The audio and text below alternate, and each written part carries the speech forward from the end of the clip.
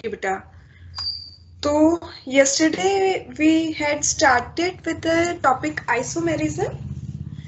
In that we broadly classify the isomers into two types, structural isomer and stereoisomer. Structural isomer is further of 6 types: chain isomer, position isomer, functional group isomer, metamers, tautomers, ring chain isomer. So we started with the structural isomers. Structural isomers are isomer having different molecular structure. Same molecular formula same रहेगा लेकिन structure अलग हो जाएगा. उसमें फिर आगे हमने further types पढ़े थे. First was the chain isomer. Examples के सेकंड वाज पोजीशन आइसोमर जिसमें फंक्शनल ग्रुप या मल्टीपल बॉन्ड की पोजीशन चेंज हो जाती है. Third one was functional isomer. Functional isomer में फंक्शनल ग्रुप ही चेंज हो जाता है जिसकी वजह से दो आइसोमर्स की फैमिली अलग होती है. यहाँ तक होपफुली आप सबको समझ आया.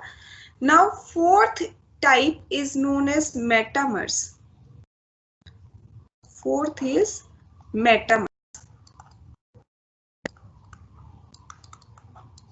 हाँ जी, metamers क्या होते हैं? These isomers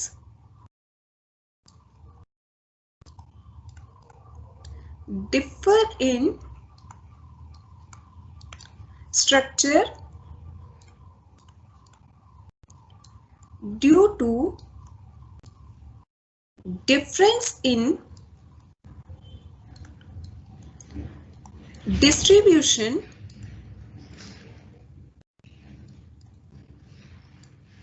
of carbon atom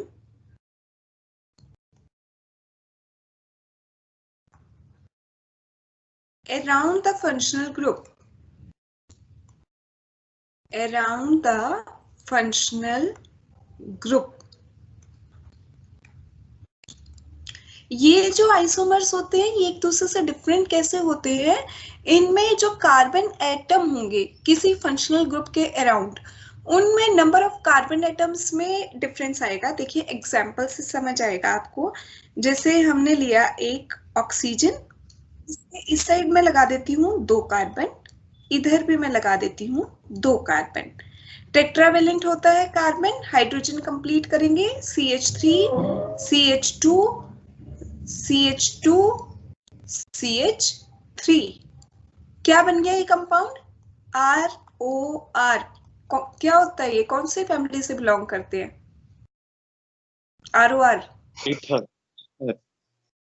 हाँ, ईथर. और हाँ, एस्टर्स होते हैं बेटा RCOOR. ईथर. ठीक है.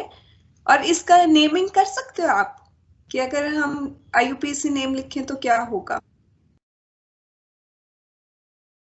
आपको ये याद है कि आपको बताया टीचर ने OR ग्रुप क्या होता है? एल्कोक्सी. ठीक है. अब इसमें देखो ethoxy ethane. Yes, very good. 2 carbon atom है, 1 2, उससे OC2H5 ग्रुप जुड़ा हुआ है तो ये क्या हो गया? Ethoxy ethane. ठीक है.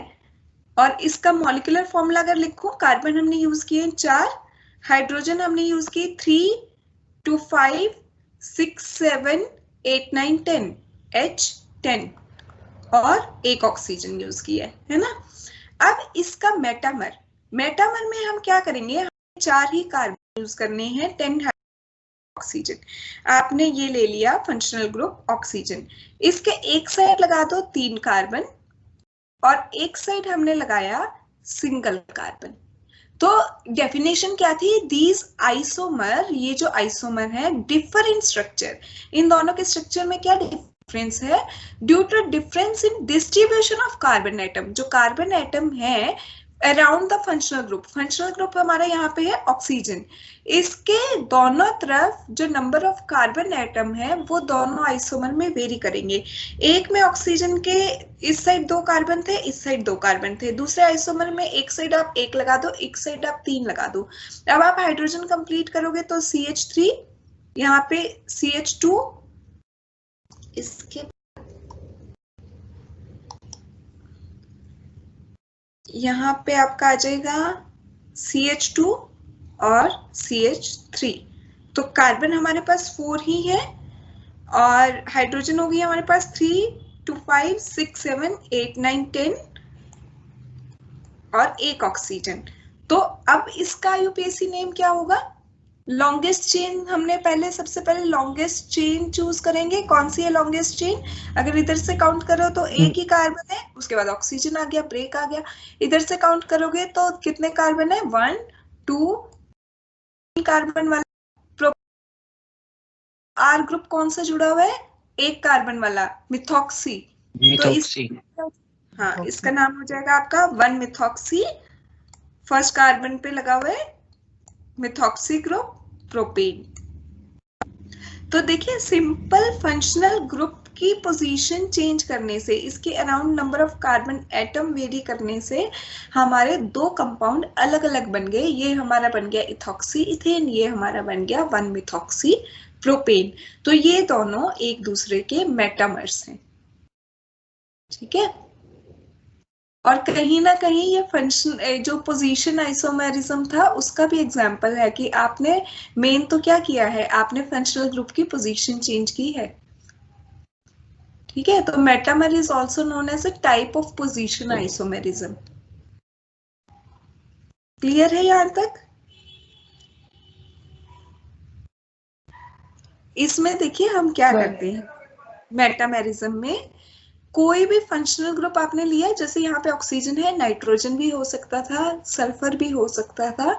उसके अराउंड, उसके मतलब दोनों तरफ number of carbon atom very करेंगे दोनों आइसोमर में।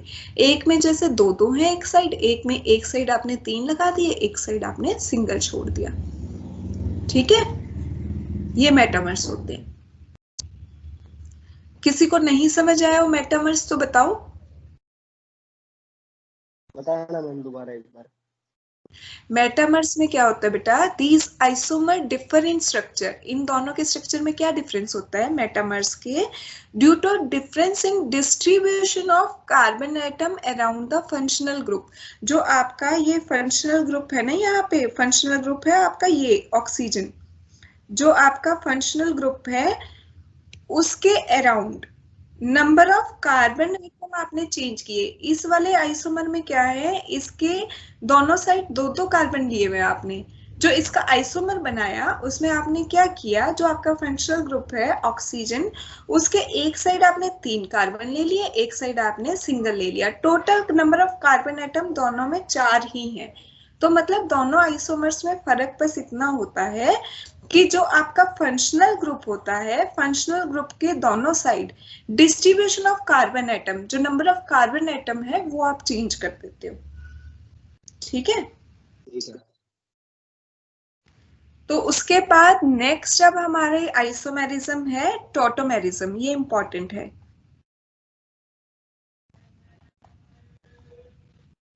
टॉटोमेरिज्म, हाँ जी, टॉटोमेरिज्म किसी को आइडिया है क्या होता है?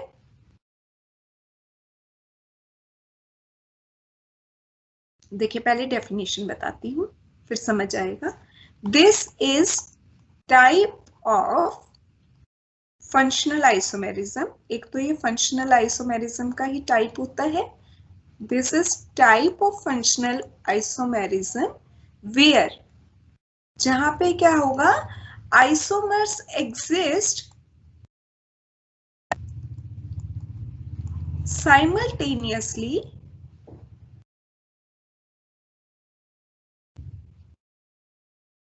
in dynamic equilibrium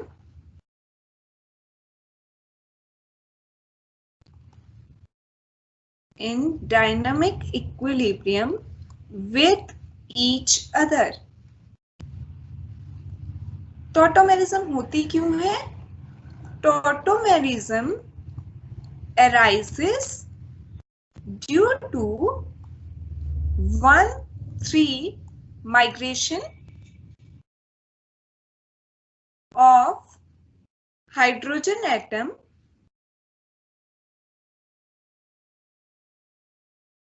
from one polyvalent atom to other within same molecule, within same molecule. किसी को आई डेफिनेशन समझ? नहीं आई? रेजोनेटिंग होता है मैम। रेजोनेटिंग होता है, हाँ इक्विलिब्रियम में तो है, देखो दोनों आइसोमर्स रेजोनेट तो कर रहा है, पर क्या रेजोनेट कर रहा है, क्या मूव कर रहा है? फंक्शनल ग्रुप के अराउंड। एग्जाम्पल से समझाती हूँ। एक हमने एग्जाम्पल लिया 5 कार्बन वाला, ले लेते हैं 3 4 5। इसकी सेकंड पोजीशन पे और फोर्थ पोजीशन पे मैं कीटो ग्रुप लगा देती हूँ, ठीक है। अब हाइड्रोजन कंप्लीट कर दें, CH3, यहाँ पे 4 बॉन्ड हो गए, कुछ नहीं, यहाँ पे 2 और यहाँ पे 3, तो ये है हमारी कीटो फॉर्म। कीटो फॉर्म में क्या लिया हमने, C5, 5 कार्बन ले रखे हैं, हाइड्रोजन कितनी ली है, 3 4 5 6 7 8 ही है ना, हाँ, और ऑक्सीजन 2। अब इसका आइसोमेरिज्म, एक तो ये इक्विलिब्रियम में होंगे, आइसोमेरिज्म क्या है, टॉटोमेरिज्म अराइजेस ड्यू टू, यहाँ पे आपने लिखा टॉटोमेरिज्म में क्या होगा, 1,3 migration of hydrogen atom. Hydrogen जो है वो फर्स्ट एटम से उठ के थर्ड एटम पे चला जाएगा, from one polyvalent atom to other within same molecule, molecule नहीं चेंज होगा। तो देखिए जैसे ये मैं मानू एक कार्बन है, ये सेकंड कार्बन है, ये थर्ड एटम है, ठीक है। इसमें क्या हुआ कि यहां से एक हाइड्रोजन उठ के इस फर्स्ट वाले एटम से इस थर्ड वाले एटम के ऊपर चला जाएगी, तो CH3 तो एज इट इज रहा, एक second, CH3 as it is रहा, CO, यहां से एक हाइड्रोजन हट गई, CH, CO CH3, यहां से 2 हाइड्रोजन थी, एक हाइड्रोजन उठ के 1 से थर्ड एटम पे माइग्रेशन हुआ, मूव कर गई, सेकंड थर्ड, यहाँ पे हाइड्रोजन आ गई, यहाँ पे हाइड्रोजन आ गई, तो क्या यहाँ पे डबल बॉन्ड आएगा? पहली बात तो ये बताओ, ऑक्सीजन 2 बॉन्ड बनाता है ना, वैलेंसी, तो फिर ये वाला डबल बॉन्ड यहाँ पे शिफ्ट हो जाता है इस कार्बन और इस कार्बन के, ठीक है। अब हो गई ना, हमें कोई एक्स्ट्रा हाइड्रोजन लगाने की जरूरत पड़ी, वैलेंसी भी पूरी हो गई, चेक कर लो सबकी, है ना। ये है अब ईन, डबल बॉन्ड वाले ईन होते हैं ना, एल्कीन, और एल्कोहलिक ग्रुप भी लगा है OL फॉर्म। तो टॉटोमेरिज्म में क्या होता है, कीटो फॉर्म से इनोल फॉर्म बन जाती है। ये कीटो फॉर्म से इनोल फॉर्म कैसे बनी, जब हाइड्रोजन जो है एक एटम से उठ के तीसरे एटम पे शिफ्ट हो जाता है। Tautomerism arises due to 1,3 migration of hydrogen atom, hydrogen move किया है from one polyvalent atom, polyvalent atom का मतलब ये है कि वो जो एटम जिससे जुड़ा हुआ था उसकी वैलेंसी मोर देन 1 थी, ठीक है, टू अदर, दूसरे एटम पे चला गया, विद इन सेम मॉलिक्यूल, उसी मॉलिक्यूल के अंदर मूव किया वो, ये नहीं है किसी और मॉलिक्यूल में जाके जुड़ गया। तो इस टाइप से जो 2 आइसोमर बनते हैं उनको हम एक दूसरे के टॉटोमर्स बोलते हैं, ठीक है। और इसमें जो आपने फर्स्ट लाइन लिखी थी, this type of functional isomerism, देखिए इसमें फंक्शनल ग्रुप भी चेंज हो गया, यहाँ पे कीटो ग्रुप था, ये कीटो फैमिली से बिलोंग कर रहा था, यहाँ पे ये अल्कोहलिक फैमिली से बिलोंग कर रहा है, इनोल फॉर्म आ गई है। वेयर आइसोमर एग्जिस्ट साइमल्टेनियसली, यहाँ पे दोनों आइसोमर एग्जिस्ट करेंगे इकट्ठे सॉल्यूशन के अंदर, in dynamic equilibrium with each other. Keto form enol में चेंज होती रहती है, इनोल वापस कीटो में चेंज होती रहती है, तो ये इंटर कन्वर्टिबल है दोनों आइसोमर एक दूसरे के अंदर। अब आप एक बात बताओ मुझे कि मान लो ये वाला एग्जाम्पल मैं लेती हूँ, CH2 CH और OH। अगर इसमें टॉटोमेरिज्म कराएं, ठीक है, तो क्या बनना चाहिए? 1 से लेके 3 पे हाइड्रोजन का शिफ्ट।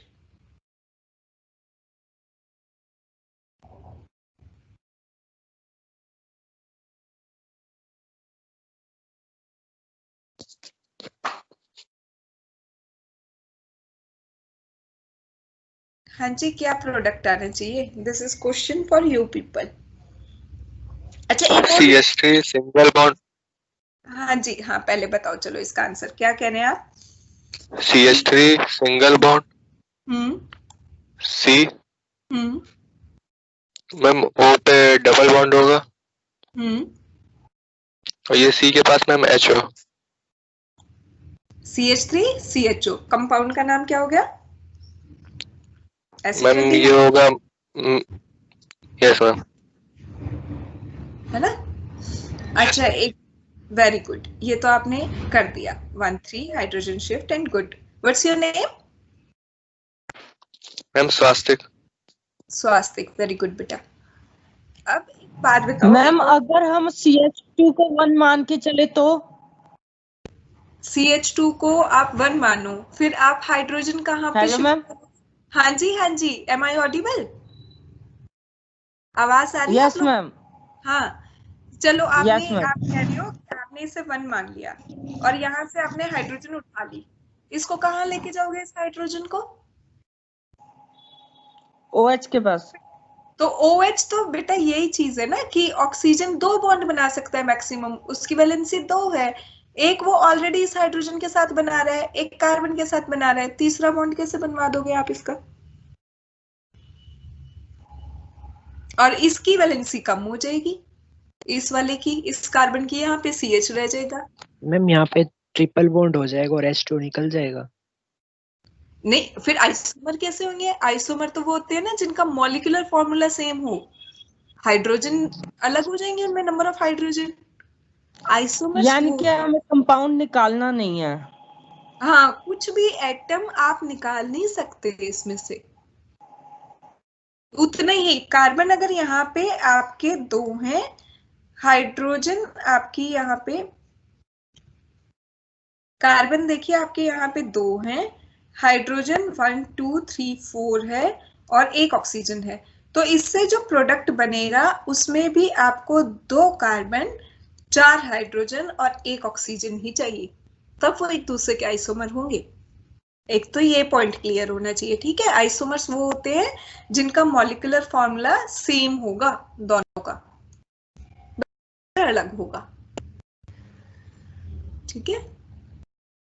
अब एक बात बताओ, इससे पहले जो था, पिछले स्लाइड को लाना।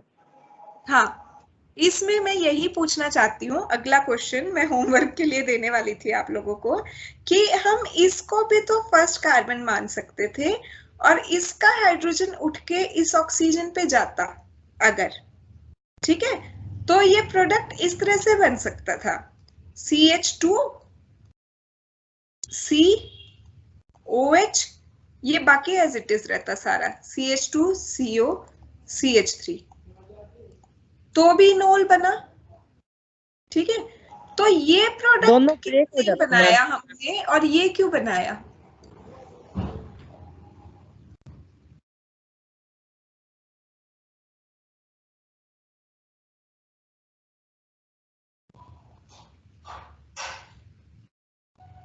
मैम इसमें डबल बॉन्ड, वो उसमें भी है। Yes ma'am. थोड़ा सा ना हिंट देती हूँ, आज पूरा दिन इस चीज को पढ़ना, कल डिस्कस करेंगे। स्टेबिलिटी ऑफ कार्बोकेटायंस पढ़ना आप। टर्शरी सबसे ज्यादा स्टेबल होता है, देन सेकेंडरी, देन प्राइमरी, और अगर इसमें हम हाइड्रोजन मूव कर रहे हैं तो क्या कोई कार्बोकेटायन बन रहा है और कौन सा ज्यादा स्टेबल होगा? देखो बनने को ये प्रोडक्ट भी बन सकता है जिसपे मैंने क्वेश्चन मार्क लगाया, ऐसा नहीं है कि ये प्रोडक्ट नहीं बन सकता, लेकिन जो ज्यादा स्टेबल होगा वो ज्यादा क्वांटिटी में बनेगा। तो इन दोनों में आपको स्टेबिलिटी देखनी पड़ेगी कि ये ज्यादा स्टेबल है या नीचे वाला ज्यादा स्टेबल है। ठीक है, और जो ज्यादा स्टेबल है वो क्यों ज्यादा स्टेबल है, ये आंसर चाहिएगा मुझे आपसे कल। और अगर नहीं भी कर पाओगे तो कोई इशू नहीं, हम पहले यही डिस्कस करेंगे फिर मैं बताऊंगी आंसर। बट मुझे लगता है थोड़ा एक्सप्लोर करो चीजों को, कंसेप्ट क्लियर तभी होंगे। ठीक है, इस पे हल्का सा दिमाग लगाना आज कि ये वाला प्रोडक्ट क्यों नहीं बना और ये क्यों बना, इनमें से कौन सा ज्यादा स्टेबल है और जो ज्यादा स्टेबल है वो क्यों ज्यादा स्टेबल है। ठीक है जी, ओके मैम। ओके। और नहीं भी आए तो भी कोई दिक्कत नहीं है उस चीज में, फिर हम क्लास में डिस्कस करेंगे कि क्यों ज्यादा स्टेबल है कौन सा। And the last type of isomerism is ring chain isomerism. In structure में है ये ring chain isomerism. Ring chain isomerism में क्या होता है? In these isomers,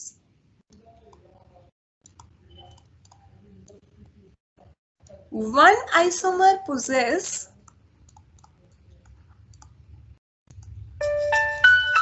open chain structure. One isomer possess open chain structure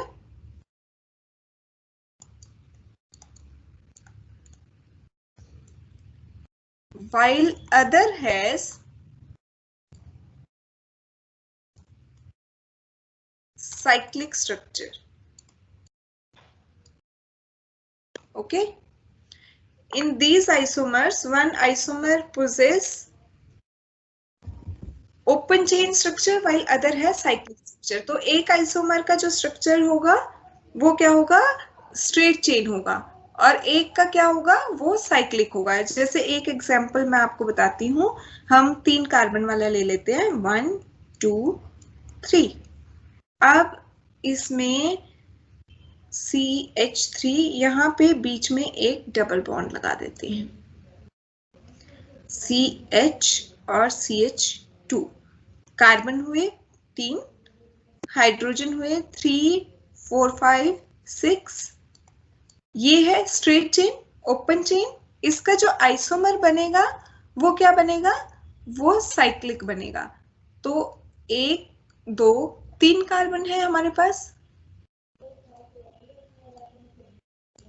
हर एक कार्बन के 2 bond बन गए। 2 की और जरूरत है वैलेंसी कंप्लीट करने के लिए।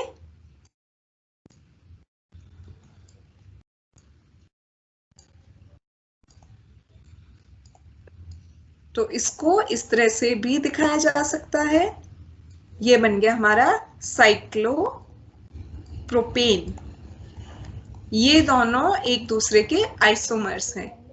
ये क्या था कंपाउंड, प्रोप, फर्स्ट पोजीशन पे डबल बॉन्ड है, प्रोप 1 इन, और साइक्लोप्रोपेन एक दूसरे के रिंग चेन आइसोमर है, कि एक में है एक रिंग फॉर्म में है। ठीक है, अगर मैं तुम्हें कहूं प्रोपाइन का बनाओ या ब्यूटाइन का बना लो, ब्यूट आइन का क्या बनेगा अगर रिंग आइसोमर बनाओगे तो,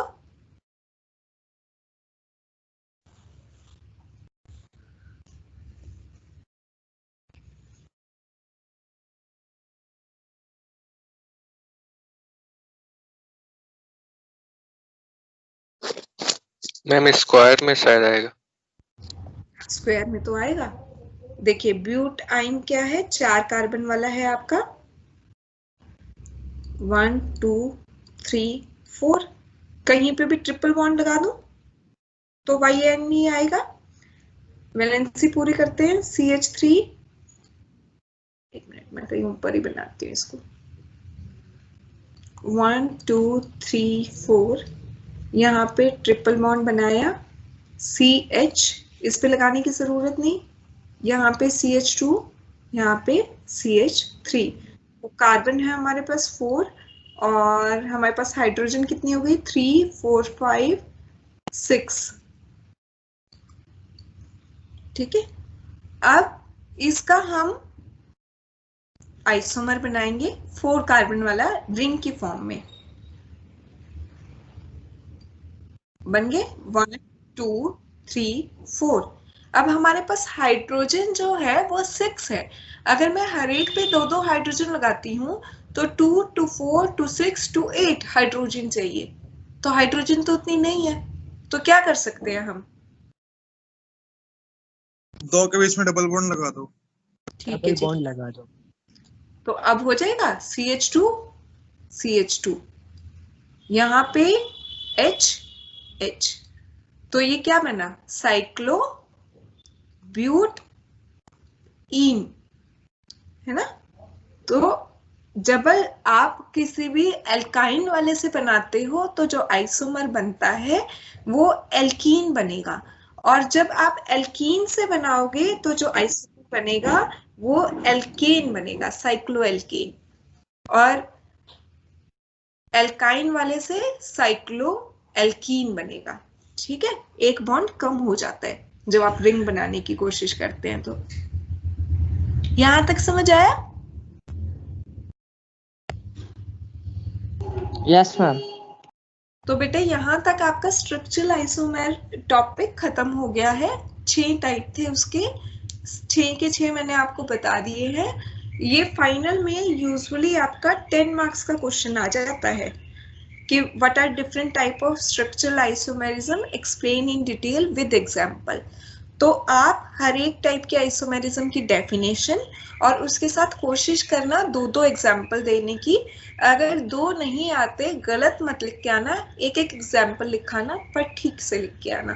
ठीक है, हर एक 6 के 6 टाइप की डेफिनेशन और हर एक का एक एग्जाम्पल दोगे। ठीक है यहाँ तक? Yes ma'am. Yes. ठीक है बेटा, तो आज के लिए